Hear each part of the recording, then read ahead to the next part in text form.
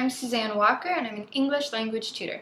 I have been tutoring for 3 years. I studied English at the University of Colorado at Boulder, and then I taught English in the Czech Republic in Prague.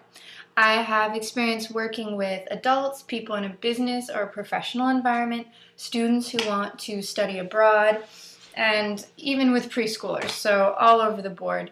If I would be working with you on test prep, for example, we would be focusing not only on the language skills, but also on the test-taking skills. You really need to understand the format of the exam so that there are no surprises when you go in, and so that your language skills really can shine.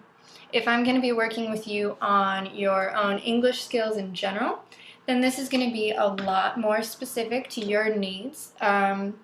I have found in my own study of languages in an academic setting and teaching myself that there are different ways to learn a language. You can study a textbook, you can listen to movies, you can converse with people, you can really absorb the language in a lot of different ways. And the most important thing for me as a tutor working with you is finding out how to make the language most accessible for you so that you are most profitable in your learning and you get the most out of it.